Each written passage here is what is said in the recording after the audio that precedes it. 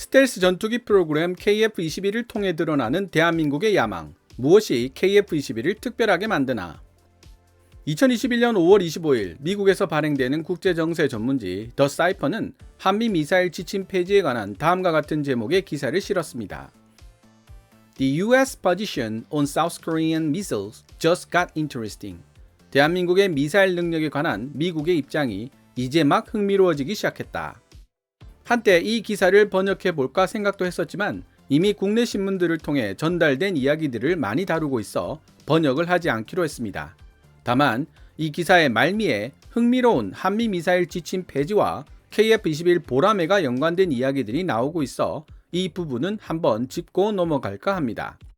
더 사이퍼는 미국 국민의 대부분이 대한민국의 미사일 개발을 제한해온 협약이 존재했었다는 사실 자체를 모르고 있었다고 지적했습니다. 이번 뉴스를 통해서 비로소 그런 제한이 있었다는 사실을 알았다는 것이죠. 초강대국 미국 국민들 입장에서는 자국의 힘으로 미사일을 개발하는데 다른 나라의 허락을 받아야 한다는 사실 자체가 이해하기 힘든 이질적인 내용이었을 것입니다. 하지만 불과 40여 년 전에 대한민국에게는 그런 이질적인 상황이 바로 냉정한 현실이었습니다. 강대국들의 이해관계에 따라 국방력을 키우는 것마저도 제한을 받아야만 하는 것이 바로 힘없는 나라의 슬픔이자 현실인 것이죠. 그렇다고 미국을 마냥 비난하기만 하는 것은 약자의 관점을 벗어나지 못하는 사고와 행동일 것입니다. 중요한 것은 바로 현재 주어진 상황을 최대한 활용하여 우리의 힘을 키우는 데 있으니까요. 미국이 주도하는 세계평화 팍스 아메리카나의 깃발 아래 세계의 무역로는 안정을 되찾았고 대한민국은 근면과 성실 그리고 교육의 힘을 바탕으로 안정된 무역로를 이용하는 수출 주도 경제를 만들어냈고 결국 세계 유수의 산업 기반과 첨단 기술을 보유한 국가로 성장했습니다. 사실 미국도 대한민국이 경제적으로 이만큼 성장할 것이라고는 전혀 예측하지 못했을 것입니다. 트럼프 전 미국 대통령이 대한민국을 이제 세계에서 가장 부유한 나라들 중 하나라고 지적했을 정도니까요. 더 사이퍼는 기사 말미에 대한민국의 탄도미사일 능력과 4.5세대 전투기 KF-21의 개발은 미국이 이를 용인해 주었기 때문에 가능한 일이었다는 이야기를 하고 있습니다. 표면상으로는 북한의 핵 위협을 주요 이유로 서술하고 있지만 우리는 알고 있습니다. 미국이 단지 북한 때문에 혹은 44조 투자라는 선물 때문에 미사일 지침을 폐지하고 KF-21 보라매를 완성할 수 있도록 필요한 기술 이전을 해준 것은 아니라는 사실을요. 우리는 좀 더 냉철하게 여러 방면으로 자료를 모아 이를 입체적으로 분석해 볼 필요가 있습니다. 더 사이퍼는 이런 말도 하고 있습니다. 핵무기는 궁극적인 방어 무기이지 공격 무기는 아니며 핵무기를 보유하고 있어도 적대국의 공격으로부터 자유롭지 않다는 점을 지적하고 있습니다. 최근 로켓포 등으로 이스라엘을 공격한 무장단체 하마스를 예로 들고 있죠. 200기 이상의 핵무기로 무장한 이스라엘이지만 재래식 군사력에 의한 공격의 대상이 되고 있다는 사실은 우리에게도 시사하는 바가 크다고 생각합니다. 미국이 모종의 생각이 있어서 개발을 허용해준 KF-21에 대해 해외 군사 전문지 디펜스 뷰가 2021년 5월 16일 게재한 기사를 소개해 볼까 합니다. 해외 기사라고 항상 객관적이거나 깊은 통찰력을 보여주지는 못한다는 사실에 대해서 저도 동의합니다. 하지만 그나마 직접적인 이해관계에 얽매이지 않은 시선으로 사건을 관찰할 수 있다는 장점은 있죠. 결국 최종적인 판단은 시청자 여러분들에게 달려있으니 말입니다. 그럼 2021년 5월 16일 해외 군사 전문지 디펜스 뷰가 게재한 기사 내용을 번역해 보도록 하겠습니다. 기사 원문은 노란색 글자로 표시됩니다. 오늘날 대한민국이 이루어낸 성과를 흉내내기란 결코 쉽지 않은 일이다. 이 나라의 항공 제조업은 아직 그 역사가 길지 않고 이 분야에 대한 경험 축적 정도 역시 상대적으로 약한 편에 속하지만 대한민국은 단기간에 정말 어려운 기적을 만들어냈다. KF-21 보라매 프로젝트는 2001년으로 거슬러 올라갈 수 있다. 당시 대한민국을 이끌던 대통령은 그들 스스로의 힘으로 최첨단 전투 조직을 만드는 일이 가능하다고 생각한다며 KF-21 프로젝트를 제안했다. 당시 세계 그 어느 나라도 자력으로 첨단 전투기를 만들겠다는 대한민국의 선언을 가능하다고 생각하지도 않았고 진지하게 받아들이지도 않았지만 대한민국은 농담을 한 것이 아니었다. 2015년 대한민국 정부는 첨단 전투기 연구개발 계약서에 서명했고 6년이 지난 2021년 지금 설계도 위에 개념으로만 존재하던 KF-21은 두 눈으로 볼 수 있는 현실로 바뀌게 되었다. 아직 KF-21의 첫 비행까지 기다려야 할 시간이 남아있지만 KF-21 보라매는 한국인들의 자랑거리가 되기에 충분한 존재인 것이다. 현재 출시된 KF-21은 프로토타입에 불과하며 완전하게 개발이 끝난 상태의 KF-21과는 상당한 거리가 있다고 말할 수 있다.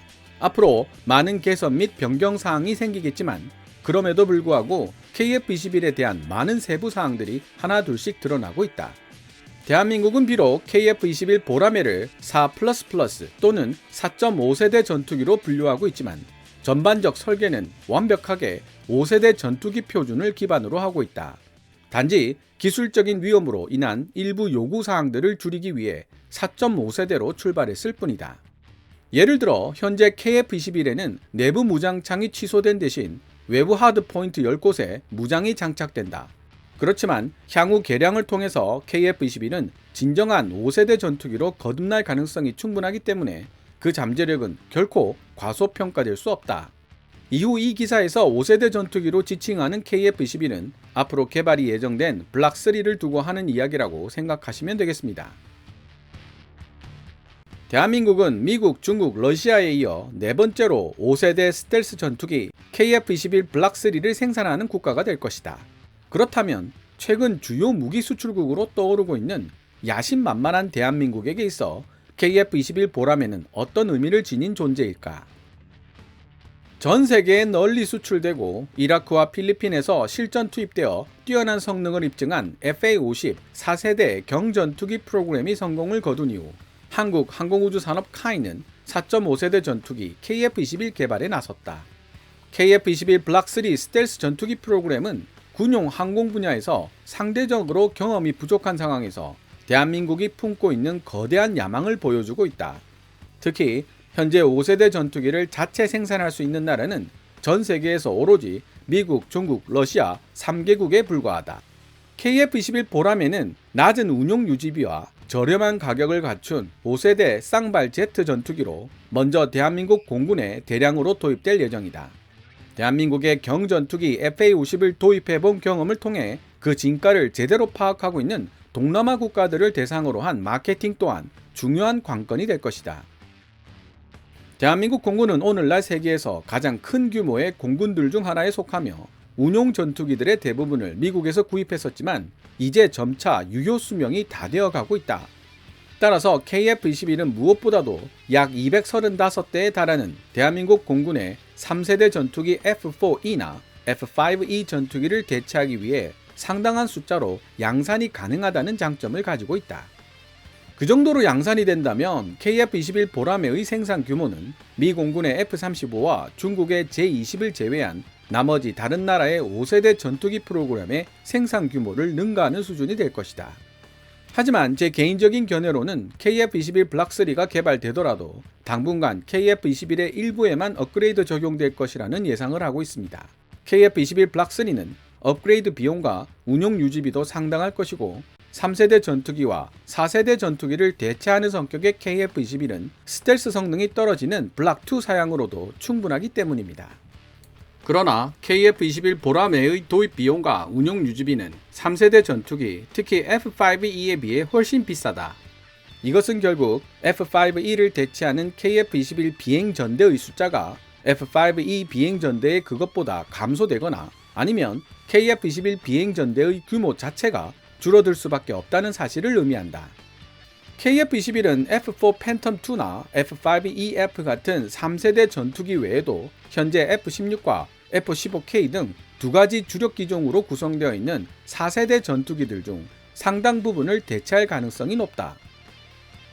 대한민국은 1980년대에 첫 F16 전투기를 받아 현재 163대를 운용하고 있으며 59대의 F15K를 운용하고 있다. 한때 동북아 최고의 전투기라는 수식어를 달고 있었던 F-15K는 여전히 공대지 공격과 공대공 전투 임무 모두를 효과적으로 수행할 수 있는 현대식 중량급 전투기이다.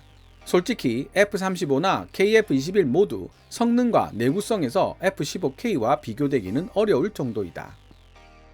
F-16은 운용 유지비가 적게 들어가는 경량 전투기이지만 머지않은 미래에 시대에 뒤떨어진 전투기가 될 것으로 보인다. 대한민국 공군에 의해 정기적으로 업그레이드 되었음에도 불구하고 KF-16의 기체 수명은 이제 얼마 남지 않았으며 때가 되면 이들은 전투 임무에서 배제되어야만 한다. 따라서 대한민국 공군에게 남겨진 유일한 선택지는 함께 싸워왔던 이 오래된 전우를 KF-21처럼 진보된 신형 전투기로 교체하는 방법뿐이다. KF-21 보람에는 대한민국 공군에 도입될 뿐만 아니라 수출 시장을 통해 해외 여러 나라에게 판매될 것으로 예상되며 태국, 필리핀, 인도네시아와 같은 동남아 국가들이 첫 번째 고객이 될 것으로 예상된다. 여기에는 동남아시아에서 멀리 떨어져 있는 이라크도 포함된다. 이들은 오늘날까지도 FA-50, F-16 또는 F-5를 운용하고 있는 국가들이며 KF-21은 이런 종류의 기체들을 대체하도록 설계되었다. 비록 KF-21이 미 공군의 F-35보다 출력이 약한 엔진을 사용하고 스텔스 성능도 떨어지지만 운용 유지비가 훨씬 저렴하다는 장점을 가지고 있다. KF-21은 쌍발 엔진인데 왜 F-35보다 출력이 떨어진다는 소리를 할까 궁금해서 찾아봤더니 KF-21의 F-414G400K 엔진의 최대 추력은 57.8kN으로 쌍발 엔진으로 계산하면 115.6kN이 나옵니다. F-35A의 경우 단발 엔진이지만 프렛 앤 휘트니사의 F-135PW100 엔진의 최대 추력은 128kN입니다. 즉, 최대 추력은 단발 엔진인 F-35A 쪽이 훨씬 높다는 뜻이죠. 하지만 최고 속도는 KF-21이 마 1.8로 F-35A의 마 1.6보다 조금 더 빠릅니다. KF-21 보람에는 F-16과 F-35보다 속도가 빠르고 상승 안도가 훨씬 높을 뿐 아니라 다양한 현대식 무기를 사용할 수 있게 될 것이다. 이 현대식 무기들 중 가장 눈에 띄는 것은 바로 F-15K 중전폭기에 탑재된 독일산 타우루스 지하 관통 순항 미사일이다. 대한민국이 타우루스 순항 미사일에 대한 저작권을 보유하고 있으며 국내에서 생산이 가능하다는 점에 주목할 필요가 있다. 게다가 KF-21은 F-35가 사용하는 AIM-120 암람 공대공 미사일의 2배에 가까운 사정거리를 지닌 시계 외 공중전용 공대공 미사일 미티어도 장착할 수 있다. 우리나라가 타우루스 장거리 공대지 순항 미사일에 대한 저작권을 보유하고 있다는 사실에 대해 잘 모르고 있었던 분들도 꽤 많았을 텐데요. 스페인과 독일에 의해 수백 기 정도가 도입된 이후 별다른 판매처를 찾지 못해 단종 위기까지 몰렸던 타우루스 시스템즈는 활로를 대한민국에서 찾으려 했던 것입니다. 현재 대한민국 군은 타우루스 시스템즈와 협력하여 타우루스 미사일 개량형을 만들고 있는데요. 개량형 타우루스 미사일은 F-15K뿐만 아니라 KF-16, FA-50, 나아가 KF-21로까지 발사 플랫폼을 확대해 나갈 예정입니다. 따라서 한국형 타우루스 미사일은 FA-50과 KF-21만의 장점이 될 수도 있습니다. 여기서 F-35의 공대지 무장을 살펴보면 타우루스 미사일의 역할을 대신해 줄 수 있는 소구경 폭탄 SDB를 8발 정도 탑재할 수 있는데요. 사실 위력은 비교할 바가 못됩니다. 타우루스 미사일의 탄두가 480kg, SDB의 탄두 중량이 90kg 정도니까요.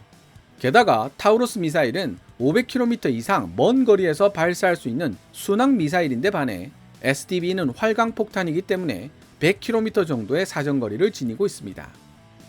즉, 스텔스 기능이 없거나 떨어지는 4.5세대 전투기들이 멀리서 쏘고 전장을 이탈하는 방식으로 사용하기에는 앞으로 등장할 한국형 타우루스 미사일이 제격이라는 뜻입니다.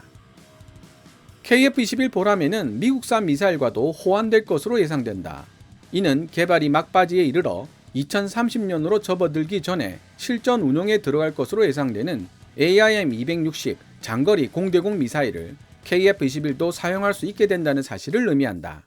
AIM-260은 미티어 미사일보다 빠르고 사정거리도 길며 적응성도 뛰어날 뿐만 아니라 더 안정적이고 저렴할 것으로 예상된다. 사실 JATM이라고 불리는 AIM-260의 스펙은 철저하게 비밀에 붙여져 있습니다. 그러니 이 기사에서 말하는 것처럼 AIM-260의 성능이 미티어보다 모든 방면에서 뛰어날 것인지는 뚜껑을 열어봐야 알 수 있겠죠.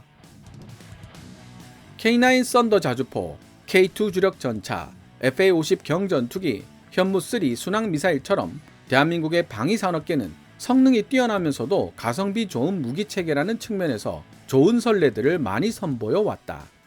이런 좋은 선례들을 기반으로 구축된 대한민국 전투기 KF-21 보람에는 세계에서 가장 성공적인 5세대 전투기 프로그램들 중 하나가 될 것으로 예측된다. 5세대 전투기로 개발될 수 있을 것이다.